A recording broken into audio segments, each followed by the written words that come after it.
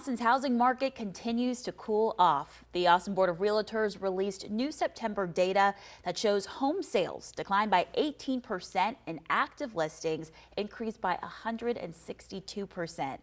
Ashley Jackson is the president-elect with the Austin Board of Realtors, and she joins us now to explain kind of what all of this means. Welcome. Thank you for joining us this midday, Ashley. Thank you for having me.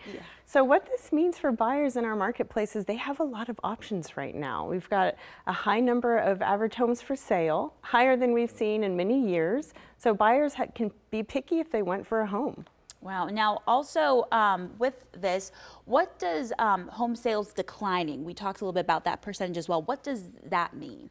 Well, we still have an increase year over year. So we are still seeing those increases at this time. So we did increase 5.6% year over year since last year. But we do have more homes available and fewer are pending at this time. So it means a buyer has more options. It also means a seller needs to price smartly and need to make sure they're not going to see the multiple offers that they would have seen last spring. But the good news is that sellers have a lot of equity in their homes because we've had such strong appreciation for the past few years in Austin, like we normally do, with the past 2 years being kind of intense.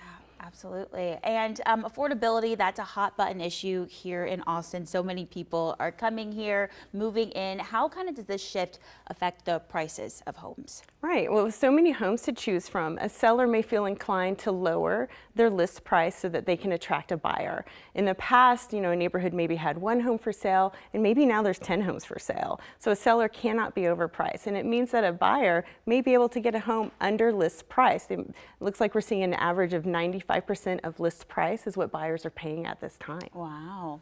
And now too, the interest rates, they're increasing, affecting the real estate market. Talk a little bit about that as well. Right. So they have increased quite sharply over the past 6 months or so, which does knock some buyers out of the marketplace. The home that maybe they thought they would get a $500K home, and perhaps now they're shopping more around $400K. Well, the good news is that we've got a lot of options at every price range. So their mortgage may be a little bit higher if they're trying to stay at that upper price in, wherever they want it to be. They may want to shop a little bit cheaper at this time. And just know that in the future, you could refinance your home. This is the time to get a home without competition. You probably won't have to go over asking. You won't, like in the spring, we saw people going 50, 100K over asking just to secure a home.